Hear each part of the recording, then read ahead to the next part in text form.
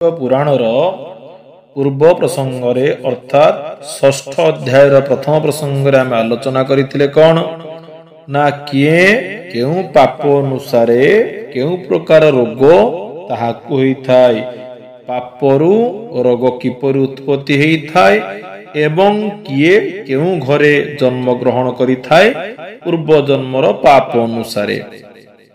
भल मंद विचार न करि जे राजकार्य करे से हस्ती जन्म लाभ करी जंगल रे बुलुथाय। एही पर्यंत आमर कथाटी जाइथिला।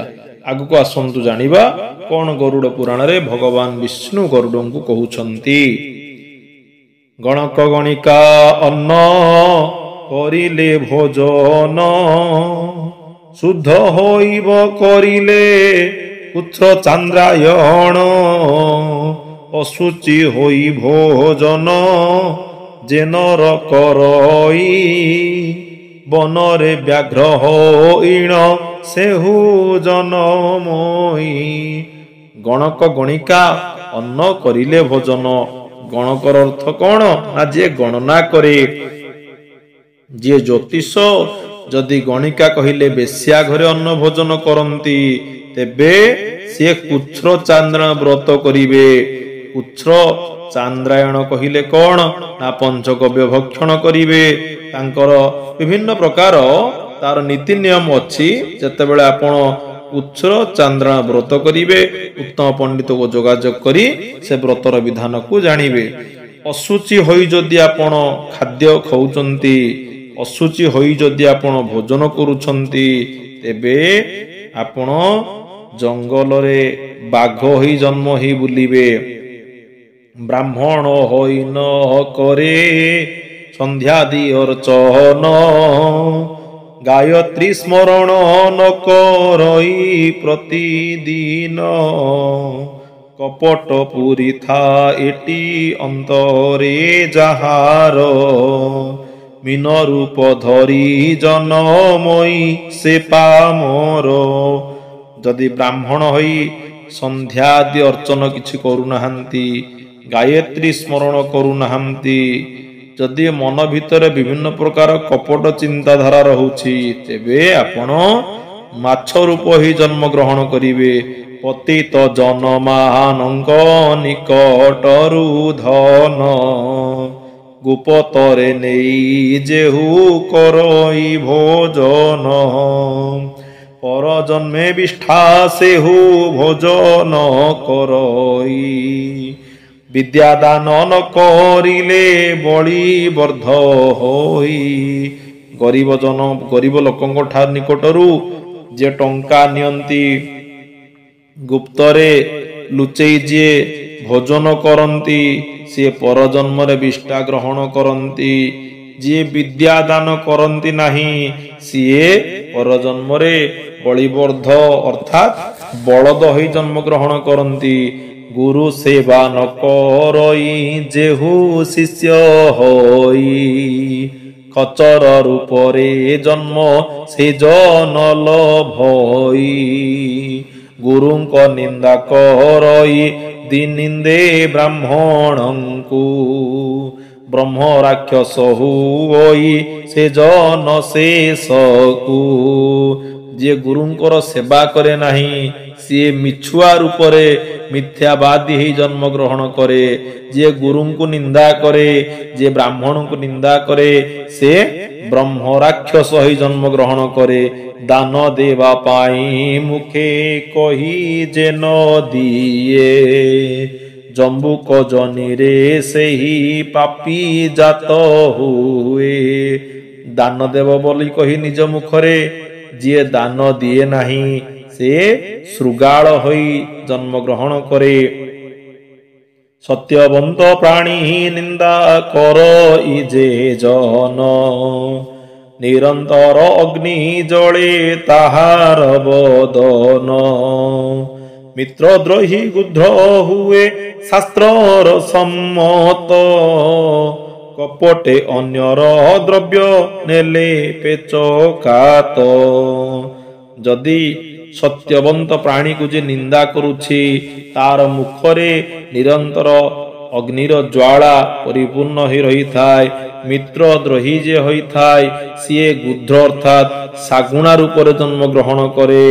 କପଟରେ ଅନ୍ୟ ଦ୍ରବ୍ୟକୁ ଯିଏ ନେଇଯାଇଥାଏ ସେ ପେଚା ହେଇ ଜନ୍ମ ଗ୍ରହଣ ହୋଇଥାଏ। ସ୍ୱଜାତି ମଧ୍ୟରେ ଯେହୁ ବିବାଦ କରଇ କପଟ ଜନ୍ମ ଲୋଭଇ ଜାଣିଥାଅ ସେହି। ଯଦି ସ୍ୱଜାତି ମଧ୍ୟରେ ଯିଏ ବିବାଦ ଉତ୍ପନ୍ନ କରୁଛି ସିଏ କପଟ ହେଇ ଜନ୍ମ ଗ୍ରହଣ କରିଥାଏ। ଛେଦନ କରଇ ଯେହୁ ପ୍ରାଣୀଙ୍କର ଆସ ସ୍ନେହାଧୀନକୁ ଯେ ଜନ କରଇ ନିରାଶ। କ୍ରୋଧେ ଆପଣା ପତ୍ନୀକୁ ତେଜଇ ଯେ ଜନ ଚକ୍ରବାକ ପକ୍ଷୀ ହୋଇ ଲୋଭେ ସେ ଜନମ। ଯିଏ ପ୍ରାଣୀର ଆଶାକୁ ନଷ୍ଟ କରି ଦେଇଥାଏ, ସ୍ନେହାଧୀନ ଜନକୁ ଯିଏ ନିରାଶ କରିଥାଏ, କ୍ରୋଧରେ ନିଜର ସ୍ତ୍ରୀକୁ ଯିଏ ସଦାବେଳେ ନିଜର ସ୍ତ୍ରୀ ଉପରେ କ୍ରୋଧ ଦେଖେଇଥାଏ, ନିଜ ସ୍ତ୍ରୀ ଉପରେ ସଦାବେଳେ ରାଗିଥାଏ, ସିଏ ଚକ୍ରବାକ ପକ୍ଷୀ ହୋଇଥାଏ। କ୍ରୋଧରେ ଯିଏ ନିଜର ସ୍ତ୍ରୀକୁ ବାଡ଼େଇଥାଏ ପିଟିଥାଏ ସିଏ ଚକ୍ରବାକ ଚକୁଆ ପକ୍ଷୀ ହୋଇ ଜନ୍ମ ଗ୍ରହଣ କରିଥାଏ। ପିତା ମାତା ଗୁରୁ ଜନ ବନ୍ଧୁ ଭ୍ରାତାଦିଙ୍କୁ ଶତ୍ରୁ ଭାବେ ଦେଖି ଯେହୁ ଉପେକ୍ଷୀ ସ୍ନେହକୁ ଗର୍ଭସ୍ଥାନ ପାଇ ଜନ୍ମ ହୋଇବା ପୂର୍ବରୁ ଯେ ଜନ ମରଣ ଲୋଭେ ଗର୍ଭର ଭିତରୁ। ଯେ ପିତାମାତା ଗୁରୁଜନ ବନ୍ଧୁ ଭାଇଙ୍କୁ ନିଜର ଶତ୍ରୁ ଭାବେ ସିଏ ଗର୍ଭସ୍ଥ ହେବା ପୂର୍ବରୁ ମୃତ୍ୟୁବରଣ କରିଥାଏ।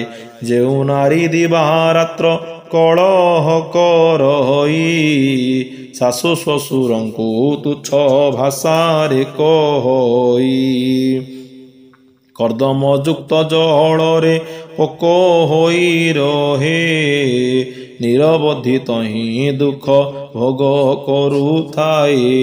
ଯିଏ ନାରୀ ଦିବାରାତ୍ର ସଦାବେଳେ ସେ କଳହ କରୁଥାଏ, ଶାଶୁ ଶ୍ୱଶୁରଙ୍କୁ ତୁଚ୍ଛ ଭାଷା କହି ଗାଳି କରୁଥାଏ, ସେ କର୍ଦ୍ଦମ ଅପରିଷ୍କାର ଜଳରେ ପୋକ ରୂପରେ ଜନ୍ମ ହୋଇ ବିଭିନ୍ନ ପ୍ରକାର ଦୁଃଖ ଭୋଗ କରେ। ନୀତି ପ୍ରତି ଦ୍ରୋହ ଯେଉଁ ରମଣୀ କରନ୍ତି ଉକୁଣି ହୋଇଣ ସେହୁ ଜନମ ଲଭନ୍ତି। ପ୍ରତିଦିନ ଯେଉଁ ରମଣୀ ସଦାବେଳେ ଦ୍ରୋହ କରିବ ଝଗଡ଼ା କରୁଥାଏ ସିଏ ଉକୁଣି ହେଇ ଜନ୍ମ ହୋଇଥାଏ। ଯେଉଁ ନାରୀ କାମ ଭୋଗ ଚରିତ୍ରାର୍ଥ ପାଇଁ ବୃଦ୍ଧ ସ୍ୱାମୀ ତେଜି ପର ପୁରୁଷେ ମାତଇ ଝିଟି ପିଟି ବାବା ଦୁଡ଼ି ଜନମ ଲଭନ୍ତି। ଦମୁଣ୍ଡିଆ ସର୍ପ ହୋଇ କେୟ ବା ଜନମନ୍ତି। ଯିଏ ବୃଦ୍ଧ ସ୍ୱାମୀକୁ ଛାଡ଼ି ଦେଇ ପର ପୁରୁଷ ସହିତ ସହବାସ କରୁଥାଏ ସେ ଝିଟିପିଟି କିମ୍ବା ବାଦୁଡ଼ି କିମ୍ବା ଦମୁଣ୍ଡିଆ ସର୍ପ ହୋଇ ଜନ୍ମ ଗ୍ରହଣ କରେ। ମହାକ୍ଲେଶ ଲୋଭୀ ଗର୍ଭ ମଧ୍ୟେ ପଡ଼ିଥିବ ଜନ୍ମ ଜନ୍ମାନ୍ତରେ ମହା ବିପଦ ଲୋଭିବ।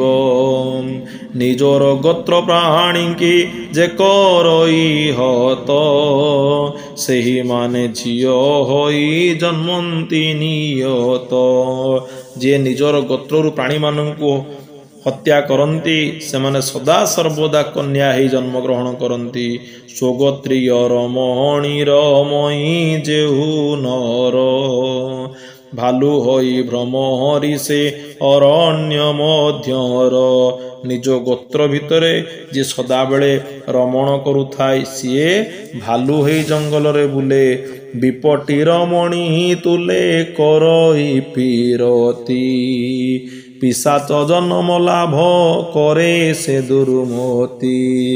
ବିଟପି ରମଣୀକୁ ବେଶ୍ୟା ରମଣୀକୁ ଯିଏ ସଦାବେଳେ ରମଣ କରୁଥାଏ ସେ ପିଶାଚ ହେଇ ଜନ୍ମ ଗ୍ରହଣ କରିଥାଏ।